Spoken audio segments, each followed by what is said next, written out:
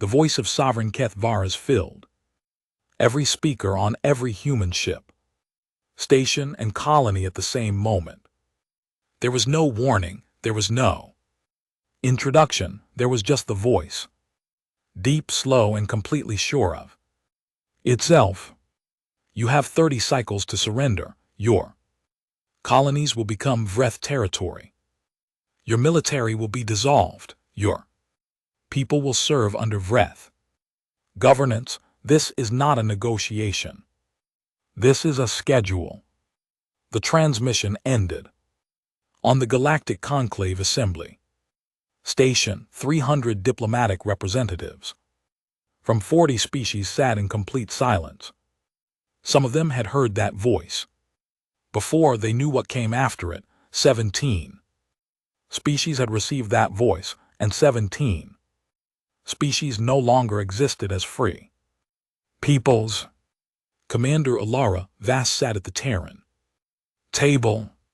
She was a small woman with short, gray hair and steady brown eyes. She did not look alarmed. She did not look afraid. She looked like someone who had just been handed a piece of paper with the wrong answer written on it. Her aide, a young man named Owen Clark, leaned close. Commander, should I prepare a response draft? Alara did not look at him. She was still watching the empty space where the transmission had played. Tell them we decline, she said. Owen blinked. Just that. Just that. The Vreth ambassador across the hall, a tall scaled creature with 4 eyes and a chest like a stone wall, turned slowly toward the Terran table. He had expected tears, he had expected pleading, or at least a request for more time. What he saw instead was a woman already reaching for her communication device, already moving to the next task, as though the most powerful empire in the known galaxy had just told her the weather forecast, and she had found it mildly inconvenient. He did not understand humans yet. The rest of the galaxy watched. Most species present assumed it would be over quickly. The Vreth Dominion controlled 42 star systems. They had a fleet that could darken a sky. Their soldiers stood 2 and 1 tall and had been trained for war since birth. Humanity had 12 colony worlds, mid-size fleet, and about 400 years of recorded space travel. The math was not in humanity's favor. But math was not the only thing in play. Alara Voss left the station within the hour. She gave no interviews. She held no press event. She boarded her shuttle, opened a secured channel to Earth, and said one sentence before the channel was encrypted. Activate Iron Shepherd. The response came back in less than 10 seconds. Confirmed, Iron Shepherd is active. Back on Earth, in a command room 3 levels underground in the city of Geneva, Admiral Leon Ferraro sat down his coffee and looked at the wall of screens in front of him. Maps, fleet position, supply routes. Deep inside Vreth territory. Intelligence files that had been building for 15 years quietly and carefully without a single public announcement. He was 61 years old. He had spent the last decade and a half preparing for a war he had hoped would never come. He was not happy that it had come, but he was ready. He turned to the room of officers behind him and spoke quietly. Everyone knows their assignment. No speeches. Get to work. They got to work. Across the Terran Union, things began to move. Ships listed as inactive in maintenance logs were suddenly fully crewed. Supply depots that had been recorded as offline in public records turned out to be very much online. Soldiers who had completed classified training programs in the last 3 years received new orders and packed their equipment without telling their families where they were going. None of this was visible from the outside. That was the point. On the conclave station, the Vreth ambassador filed a report back to his God King. He described the human response as arrogant and foolish. He predicted that when the first Vreth fleet arrived at the edge of Terran space, the humans would change their answer quickly. He was partially right. The humans did change their answer. They made it shorter. The Vreth fleet crossed the border. Marker 12 days later, fully expecting to find a line of human ships waiting to negotiate. What they found instead was empty space. No fleet, no station, no signal. Just silence. The Vreth fleet commander sent a scan report back to his superiors. Nothing. The humans had not even come out to meet them. He assumed this was fear. He moved deeper into Terran space. It was not fear. It was patience. Back in Geneva, Leon Ferrero watched the Vreth fleet's movement on the screen and said nothing for a long moment. Beside him stood a younger officer named Grace Dunn, who had written her doctoral thesis on Vreth military strategy and had spent the last 6 years making sure Iron Shepherd accounted for every part of it. They are moving faster than the projected timeline, she said. Yes, Leon said. Does that change anything? He looked at the screens. 40 Wraith warships moving in a confident formation, heading toward the colony world of New Carthage. Tell Osai to be ready 3 days early, he said. Grace was already reaching for her comm unit. On a troop transport somewhere in the dark between stars, Staff Sergeant Dara Osai received a single message. It had no greeting and no explanation. It said 3 days early. You know what to do. Dara read it once. Then he folded it, put it in his pocket, and went to tell his unit. They did not ask questions. They had trained for this. They knew what was coming. They just did not know yet how deep it would go. The Wraith fleet arrived at New Carthage, expecting resistance that would last maybe 3 days. The colony had a population of 600,000. It had a small orbital defense grid that the Wraith disabled in under an hour. Their ground transports landed in the open fields north of the main city, and their soldiers marched toward the settlement with the calm confidence of people who had done this before. The first street was quiet. The second street was quiet. By the third street, the Wraith unit commander began to feel uneasy. There were no people running. No one was visible at windows. The buildings looked empty, but the doors were all closed. The commander ordered a thermal scan. The results came back almost immediately. The buildings were not empty. Every structure in the city had people inside it, hundreds of people. They were not hiding, they were waiting. The first device went off under the road. At 600 hours, it was not large. It did not need to be. It flipped 2 armored Wraith carriers and blocked the road entirely. Within 40 seconds, every entrance to that street was sealed. Vehicles pushed across intersections by remotely operated machines. Debris dropped from rooftops with careful timing, and the Vreth unit found itself in a box. Then the doors opened. New Carthage had not evacuated because its people had chosen to stay and fight.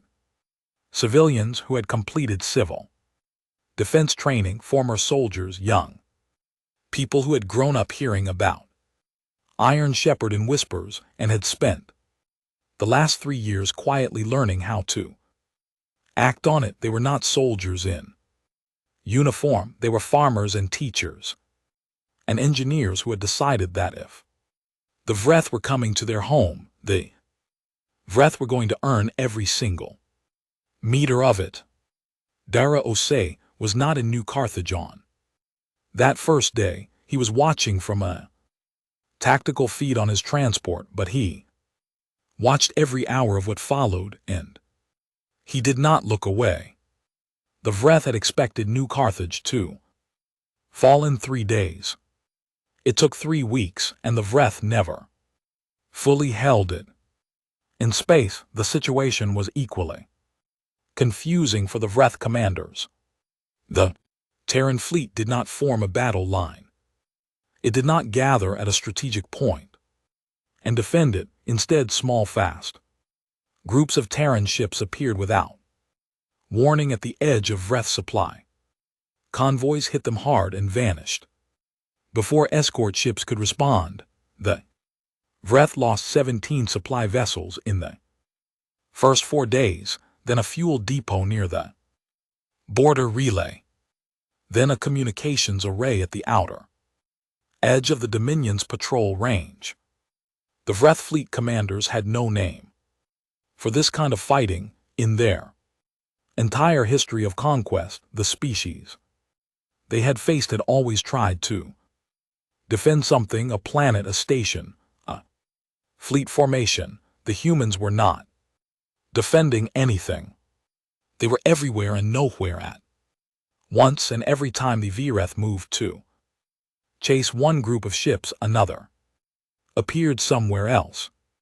A Vreth fleet captain named Vorzith sent a private message to the God King's War Council. In it he wrote something that none of the other commanders had wanted to say out loud.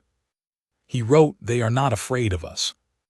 They are not trying to survive this. They are trying to make this painful enough that we leave. I do not think we have enough ships to make them stop." The message was not well received. One of the Terran frigate captains, a man named Felix Ward, had taken his ship on a long curved course around the back of the Vreth main fleet formation. The Vreth did not detect it until the ship was already accelerating directly toward one of their largest warships. The frigate struck the Vreth dreadnought on the port side just below the main engine block. The explosion was visible from 2 other Vreth ships. Felix Ward survived. His ship was destroyed, but he and 11 crew members reached an escape capsule. Before the hatch sealed, he opened a broad transmission and said, in a voice so calm it was almost casual, "New Carthage is still ours." Those 4 words spread through every human ship, station, and colony within the hour. Back at Vreth High Command, Sovereign, something he had not experienced in over a century, not quite fear, something close to it, a sense that the ground beneath his certainty had shifted. Without his permission, he made a decision that he believed would end it. He ordered the bombardment of Hesper's Rest. Hesper's Rest was not a military colony. It had no meaningful defense grid. It had a university, 3 hospitals, farming network that fed nearly 500,000 people, and 2 million residents who had come there looking for a quieter life at the edge of Terran space. When the Wraith fleet appeared above it, there was no battle. The colony sent a signal identifying itself as non-military. The Wraith fleet acknowledged the signal. Then it opened fire anyway. The footage reached Earth 6 hours and 14 minutes later. The Terran War Council had been in continuous session for 9 days. When the footage played on the screens in the briefing room, the room went completely silent, not the silence of shock. These were people who had been following every hour of the conflict, not only grief. Though grief was very much present, it was the silence of people who had just made a decision without needing to speak. It. Admiral Leon Farrell watched the footage for a long time. Then he looked across the table at Commander Alara Voss, who had returned to Earth 2 days earlier and had not slept more than 3 hours since. Her face was completely still. "They wanted us to beg," she said. No one answered. "They are waiting for a message asking for peace terms," she stood slowly. "We are not going to send one." The vote that followed was not about retaliation in the usual sense. It was not about striking Wraith cities or advancing across their border worlds. It was about something more specific, more deliberate, and in a way the rest of the galaxy would only understand later, far more final. The vote was to make Keith Varas himself the single objective of the entire remaining war. Not his fleet, not his capital city, not his military command structure. Him, Iron Shepherd, which the wider military had understood only as a large-scale war plan, now revealed its true design. For 15 years, a small team of Terran intelligence officers had been building a single file. They called it simply the map. It contained the location of every Vreth relay station, every patrol route near the capital world, the exact schedule of the God King's personal guard rotations, the structural layout of his palace, and the one narrow navigational corridor through Vreth space that was never patrolled because every Vreth commander assumed no enemy ship would ever be quiet enough or patient enough to use it. Grace Dunn stood at the front of the room and walked the council through it. She was 34 years old and had spent 6 of those years making this presentation. Ready, her voice did not waver. "We do not need to win the war the way they expect us to fight it," she said. "We never did." A senior council member asked the question that was in every mind in the room. "Can we actually get someone into that palace?" Grace looked at the screen, at the corridor, at the map. "We already have 1,200 people selected. For the attempt, we have a ship that can make the crossing in 18 days without being detected. We have plans for every guard position and every internal door in that building. We have been ready for this moment for 3 years." The silence that followed was different from any that had come before it. It was the silence of people who had just realized that the plan they were being asked to approve had been waiting for them, had been built specifically for this day, long before the Vreth ever sent their ultimatum. The vote was unanimous. On the troop transport where Dara OC's unit was stationed, a new set of orders arrived. They were pulled from the new Carthage theater. They were given new equipment and a new briefing.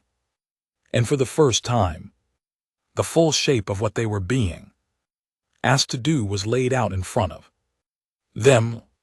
Dara sat with his unit in the cargo bay and listened when the briefing officer finished. No one spoke for almost a minute.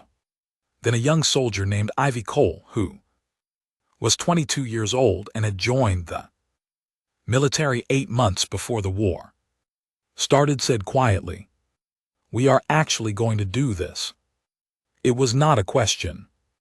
Dara looked at her. "Yes," he said, "we are." The ship was called the Unbroken. It carried no heavy weapons. It had been coated in materials that scattered sensor signals and built to move at a speed that kept its heat signature below the threshold of Wrath long-range detection systems. 1,200 soldiers were packed into its lower decks for 18 days. They slept in shifts, they trained in the corridors. They ate cold rations and spoke in low voices and watched the countdown clock.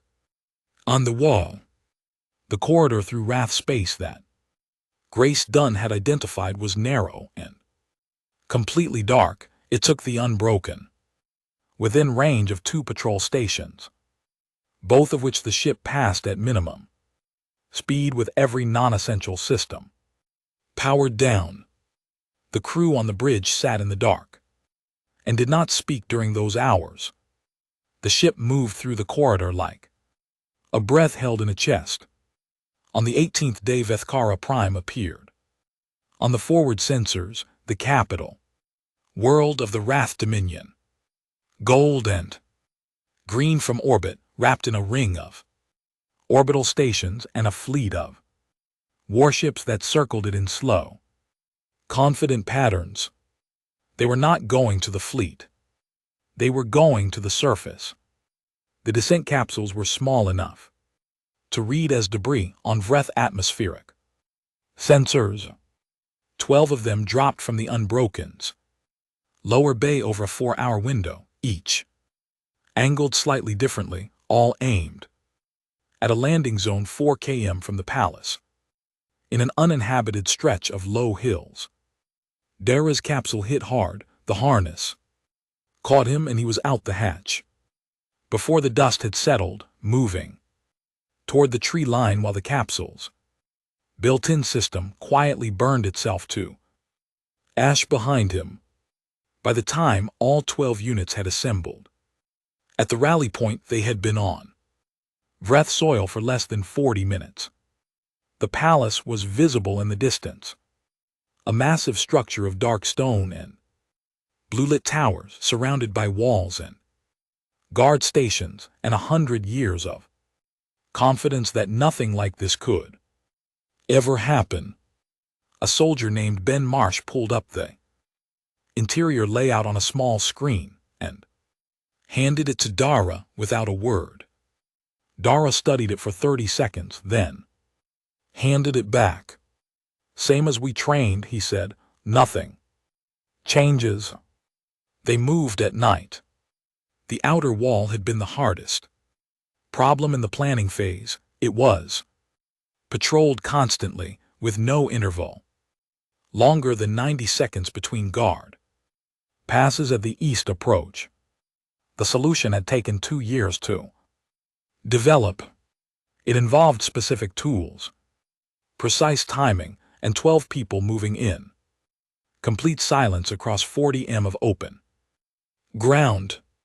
They made it. What followed inside the palace walls was not fast. It was slow, careful, and demanded full focus at every second. The guard positions were exactly where the maps had placed them. The internal doors were sealed in the pattern that intelligence had confirmed 18 months earlier. The team moved from room to room, level to level, without making a sound that carried beyond the next corridor. Dara lost 2 people in the inner wing. Not to trap or an alarm, a guard patrol had shifted its timing by 4 minutes. He did not stop. He had told his team and believed it himself that stopping was the one thing they could not afford to do. They reached the throne chamber on the 3rd level. The door was 3 m high and built from a material that had stopped every conventional cutting tool in testing. A specialist on the team, a quiet and precise woman named Cora Blake, had spent 14 months developing something that was not conventional. She had tested it in a replica chamber built underground in northern Canada and had never missed her window. She did not miss it now. The door opened. The room beyond was large and lit in dim blue light. At the far end, behind a raised platform of carved stone, stood Sovereign Kithvaras. He was enormous, nearly 3 m tall, scaled. In deep gray, with eyes that caught the blue light and held it, he wore no armor. He had not expected to need it. He had been the most powerful individual in 42 star systems for over a century, and no one had ever come for him before. He looked at the soldiers standing in his doorway and spoke in translated. Terran, you are aware of what you are doing. It was not a question. His voice was deep and completely calm. Dara stepped forward. We know exactly who you are, he said. That is why we came. Kithvaras studied him for a long moment. Then he looked at the soldiers arranged in a careful pattern across the chamber entrance and understood in that moment that they had planned for every response available to him. There was no move he could make that they had not already mapped. He had at the end of it all made one critical mistake. He had assumed that humanity, like every species he had ever faced, had natural limits on how far it would go.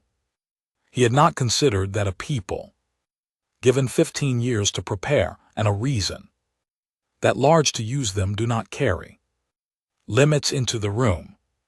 The restraints were placed on his wrists. Without ceremony, Dara opened the secure channel. Iron Shepherd is complete, he said. On the bridge of the Unbroken, the pilot, a composed woman named Nina Harrow, closed her eyes for exactly 1 second, then she opened them and began the extraction sequence. The transmission reached every corner of the known galaxy within 6 hours. It was not a declaration, it was not a speech. It was a video feed broadcast on an open channel from the colony of New Carthage. And it showed one thing. Sovereign Kithvaras, God King of the Vreth Dominion, ruler of 42 star systems, walking in restraints through the streets of a human colony he had tried to take 3 weeks earlier. He was alive, he was unharmed, he was walking under the open sky surrounded by Terran soldiers on a street that had been a contested zone not long before. The buildings around him still showed the marks of the fighting. Some had no roofs, some had been partially rebuilt overnight by residents who wanted the street to be recognizable for this moment. The people of New Carthage lined that street in silence, not in anger, not in celebration, in silence. They watched him pass, farmers and teachers and young people and older ones, people who had defended their homes without uniforms, who had made the Vreth pay for every meter of ground they had tried to claim. They watched with the steady, serious expressions of people who had done something very difficult and were not yet finished processing what it meant. Walking beside Kithvaros, 1 step back into his left, was Commander Alara Voss. She did not look at the cameras, she did not look at the crowd, she looked forward, her face composed and her hands still, and she walked at a steady pace that left no room for any interpretation other than the one she intended. This is what it costs to come for us. The transmission played on screens in the Galactic Conclave Assembly Station, where 40 species watched without speaking. It played on Vreth warships still positioned in Terran space, where commanders sat very still for a long time after receiving it. It played on the colony worlds of the Terran Union, where people gathered around screens and felt something that was not quite pride and not quite relief, and was perhaps something for which no clean word existed. On a transport returning from Vethkara Prime, Dara Voss watched it on a small screen in the mid-bay, his left arm wrapped from wrist to shoulder in medical dressing. He watched the entire feed without moving. When it ended, he nodded once, slowly, and looked up at the ceiling. Ivy Cole was in the bunk across from him, watching the same feed on her own screen. Did we know it was going to look like that? She asked. Dara was quiet for a moment. Someone did, he said. The Vreth Dominion sent a request for peace negotiation within 72 hours of the broadcast. The message was formal and careful and used the traditional Vreth phrase for a ceasefire request, phrase that had never before been directed at a species as young as humanity. Alara Vass received the message in a small room at the Conclave station. She read it twice, then she wrote a reply and sent it before finishing her coffee. The reply said that the Terran Union would accept negotiations. The terms had already been written. They were not written by the War Council or the military command. They were written by the surviving families of Hesper's Rest. The negotiations lasted 4 days. The Vreth representative who sat across the table from Alara Vass was a senior diplomat who had spent 20 years working in interstellar law. He was careful and intelligent and had clearly been instructed to agree to whatever was placed in front of him. On the final day before the agreement was signed, he asked one question. What does the Terran Union want in exchange for releasing the Sovereign?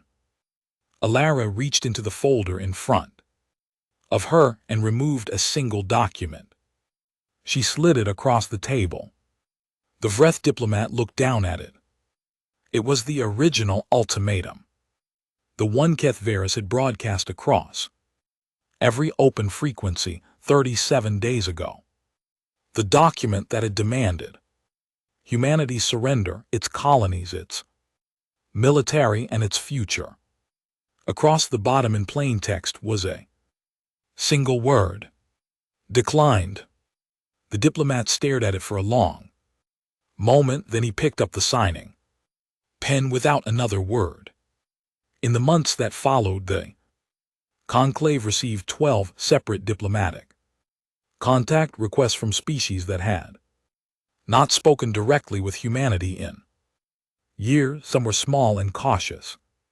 Some were warmer than expected. A few came from species that had been watching the Vreth for a long time and had been waiting quietly to see if anyone would ever do anything about it. Leon Farrow retired 4 months after the war ended. He issued a short written statement thanking his staff, acknowledging by name the people of Hesper's Rest, and noting that Iron Shepherd had been built on the work of hundreds of individuals whose contributions would never be made public. Grace Dunn was appointed to lead the newly formed Terran Strategic Intelligence Division. Her first briefing to the division was brief. It contained no threat assessments, no projections, and no timelines. It contained one sentence: we never stop watching, and we never stop preparing. Dara Os returned to New Carthage when his medical clearance came through. He had grown up on that colony. He walked down the same street where the broadcast had been filmed and stood on the same ground where the fighting had been heaviest. A shopkeeper he had known since childhood came outside and stood beside him for a moment. Were you there? The man asked. At the palace? Dara looked at the street. I was somewhere, he said. The shopkeeper nodded as though that was a complete answer. Maybe it was. The galaxy did not become a peaceful place overnight. It never does, but something had shifted in the way other species spoke about humanity in the years that followed, not loudly, not in formal speeches or official conclave, Records, in the quiet and careful way that people speak about something they do not fully understand but have decided firmly not to test. Humanity had not won because it was the largest power in the galaxy or the oldest or the most feared. It had won because when it was given 30 cycles to surrender, it had said no, and then it had worked quietly, patiently, and without a single announcement for 15 years and then 18 days across enemy space to make that answer mean something permanent. The stars did not care. The stars never do. But the species that lived beneath them remembered, and they did not forget.